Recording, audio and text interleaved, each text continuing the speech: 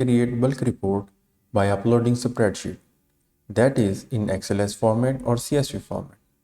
Go to the patient section, click on pending reports. Once the page is loaded, you have an option to choose file. Click on it and choose. Please make sure that your file must have only one column containing the MRs, and these MRs must have the report pending.